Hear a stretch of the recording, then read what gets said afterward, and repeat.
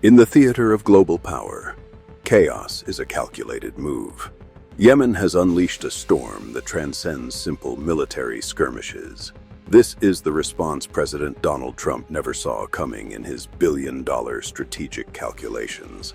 The direct confrontation with Washington and Tel Aviv has begun with a decisive strike. No more red lines in the Red Sea. No more diplomatic warnings. Yemen is stepping into the heart of the fire, and its long-range strikes are already carving a persistent, dangerous path toward the very center of Israel. The war has spiraled out of control. Forever. Yemen is no longer just providing logistical support. It has become the primary striking arm that paralyzes global trade and systematically bleeds American defensive capabilities dry. The world is facing a brutal new reality. The old rules of engagement are dead. Why Yemen? Why now? The timing is not accidental. It is lethal. Washington is currently facing three fatal nightmares. First, the saturation of air defenses. By launching persistent, low-cost waves of drones, they are forcing American warships to burn through their stockpile of million-dollar interceptors. Each defense mission costs the Pentagon a fortune, while the offensive costs almost nothing. This is an asymmetric drain, far away from protecting the skies of Tel Aviv. Second, global economic strangulation.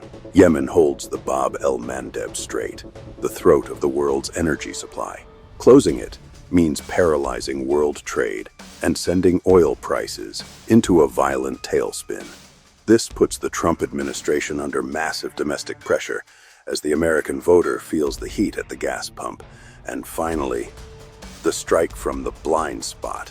These weapons, launched from Yemen's rugged, mountainous terrain, are nearly impossible to track in time. The mobility of their launch sites makes them a ghost in the machine of modern surveillance. Washington is in a strategic deadlock. President Trump threatens maximum pressure, but in the mountains of Yemen, maximum pressure meets maximum resistance.